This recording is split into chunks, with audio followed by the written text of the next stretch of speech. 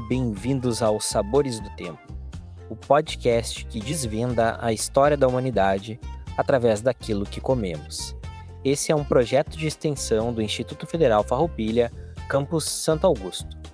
Eu sou o Matheus, professor de História e Sociologia e coordenador do projeto, e estou na companhia das alunas Lara e Emily, do curso técnico em alimentos. Oi, pessoal! Olá a todos! Eu estou ansiosa para o episódio de hoje.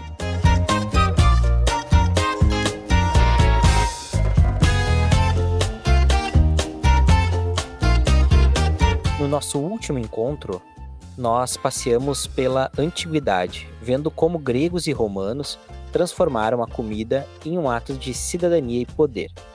Mas, como a Emily bem lembrou no finalzinho do episódio passado, o Império Romano caiu.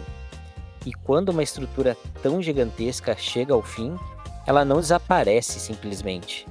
Ela se fragmenta e se mistura com quem está chegando. Exatamente, e quem estava chegando era aqueles povos chamados de bárbaros, ou seja, então, os povos germânicos. E eles trouxeram na bagagem hábitos alimentares completamente diferentes dos romanos. Então, o episódio de hoje é sobre esse encontro? Isso mesmo, Lara. Hoje vamos falar sobre a Idade Média.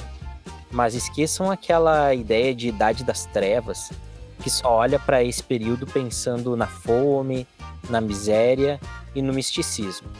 Vamos ver como a Europa medieval foi forjada a partir desse encontro, que era também culinário. De um lado, a tradição romana do pão, vinho e azeite. Do outro, a tradição germânica da carne, da cerveja e da manteiga.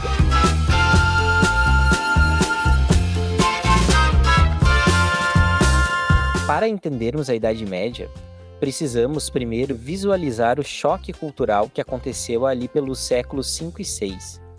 Imaginem dois mundos opostos.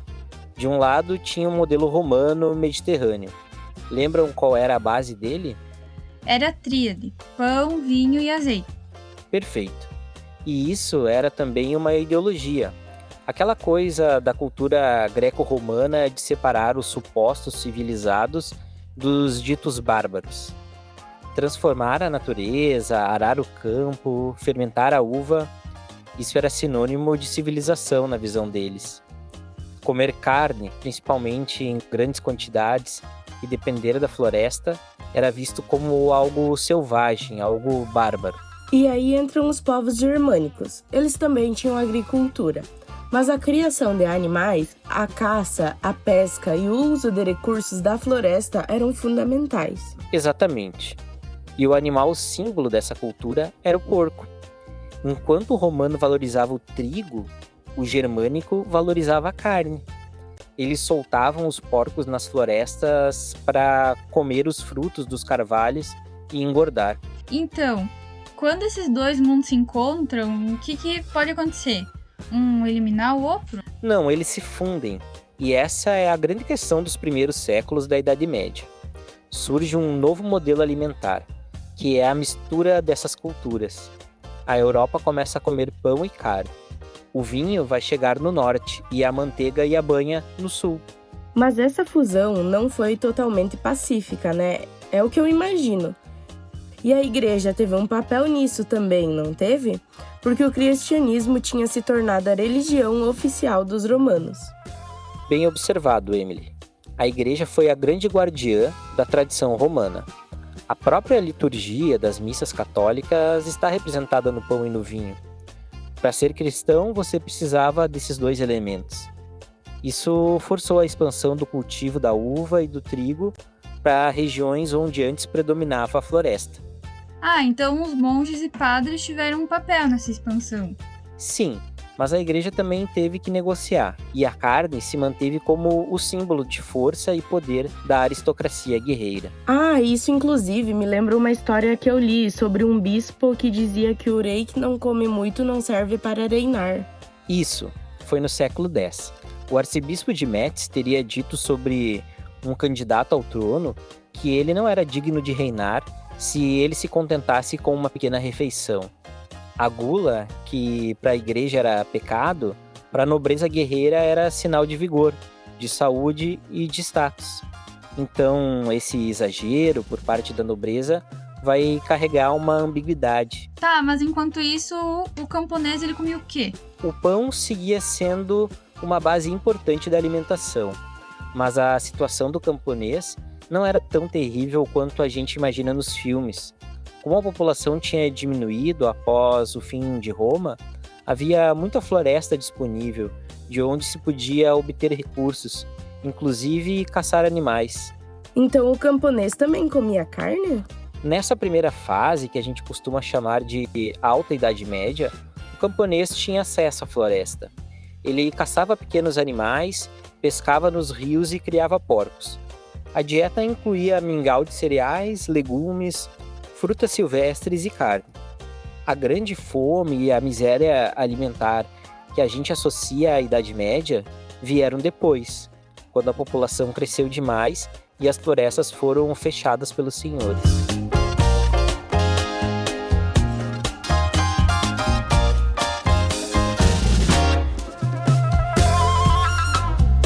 Agora, a gente não pode falar de Idade Média sem falar da Igreja Católica. Havia todo um calendário em torno da comida. Você tá falando dos dias de jejum, né? Isso, era um calendário rigoroso. Se recomendava evitar a carne vermelha e o álcool em várias ocasiões. E não eram poucos dias. O cristão deveria comer carne vermelha ou beber álcool na sexta-feira e em alguns lugares também na quarta ou no sábado. Na quaresma, em certos dias santos, era proibido. Tá, mas por que essa obsessão em proibir a carne vermelha? Não consigo entender isso. Tinha a penitência, a ideia de mortificar o corpo para elevar o espírito. A carne vermelha era vista como um alimento quente, que atiçava as paixões, a luxúria e a violência. Já o peixe era visto como um alimento frio, que acalmava os ânimos. Então, nos dias de jejum, o peixe era a proteína principal. Exato.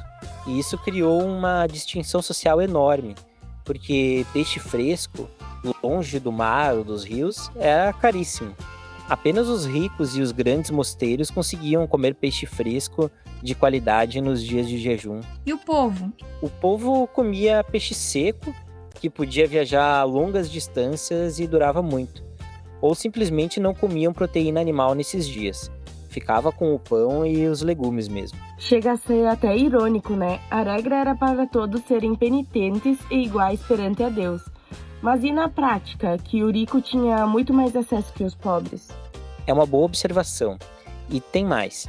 A igreja também teve que lidar com a questão da gula dentro dos próprios mosteiros. Como que funcionam esses mosteiros medievais, professor? Os mosteiros eram comunidades fechadas onde os monges se isolavam do mundo para se dedicar totalmente à oração e ao trabalho. E o que era a regra de São Bento? Foi um regulamento escrito lá no século VI.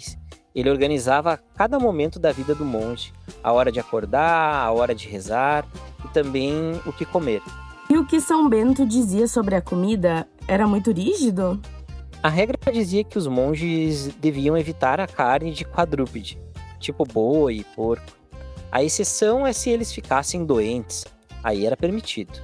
A ideia era que a carne vermelha atrapalhava a vida espiritual.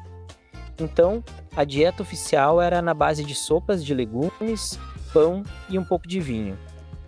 Mas os registros que temos mostram que não era bem assim que acontecia, né? Então, nem sempre. Havia conflito entre a regra escrita e a prática de alguns monges. Muitos davam um jeito de contornar a lei. Eles comiam carne nas enfermarias, mesmo estando saudáveis, ou exageravam nos outros alimentos.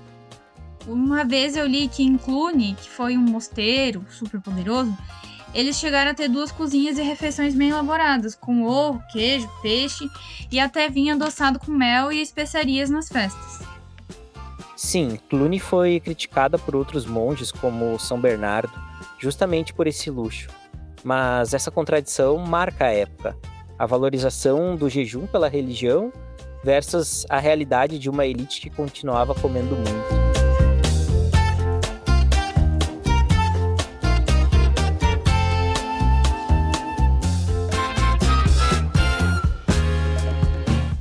Vamos olhar agora com mais atenção para essas diferenças sociais. A partir do século XVI e XVII, a população da Europa cresce muito. As florestas começam a ser derrubadas para virar plantação. E isso muda a dieta do camponês, certo? Porque se a floresta diminui, tem menos caça e menos espaço para os porcos. Exatamente, Emily. É aqui que a dieta camponesa piora. A refeição fica à base de pão e sopas. A carne vai se tornando um luxo cada vez mais distante. E o pão não era o mesmo para todo mundo, né? Era diferente. O pão branco de trigo puro era o pão dos ricos. Ele era considerado mais fácil de digerir e mais nobre. O pão do povo era escuro, feito de centeio, cevada, aveia ou uma mistura disso tudo. E eles comiam esse pão com o quê? Com sopas. A base da alimentação medieval popular era a sopa. Caldos de legumes, ervilhas, favas, repolho, cebola. A carne fresca foi se tornando raridade. Para os nobres, a história era outra, né? Aquela coisa de fazer banquete continuou, mesmo que a igreja condenasse a gula. Só que agora, diferente da época dos gregos e romanos, a carne assada acabou virando o prato principal. E tinha a questão das especiarias também, né? As especiarias viraram meio que o auge da ostentação. Pimenta, canela, cravo, noz moscada, tudo vinha do Oriente e era caríssimo. Uma comida cheia de especiarias mostrava o poder que se tinha. Eles chegavam a deixar em testamento, né? Exato, era uma forma de riqueza, mas a gente vai falar melhor disso no próximo episódio. Nessas refeições eles comiam com a mão? Não existia ainda o garfo no dia a dia deles? Sim, o garfo só vai pegar mesmo muito tempo depois, vindo da Itália. Na Idade Média, eles usavam a faca e a colher, mas o que eles podiam comiam com a mão. Mas havia regras, não se podia arrotar, não se podia limpar a mão na roupa, havia rituais de lavar as mãos antes e depois. Mas mesmo para os nobres, havia momentos de fome, não? Sim, mesmo com esses banquetes, o medo da fome era constante.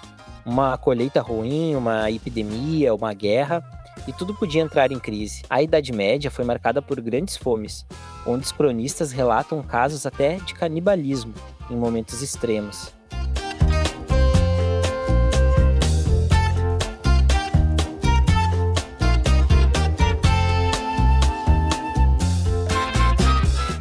Bem, pessoal, hoje chegamos ao fim de mais um episódio.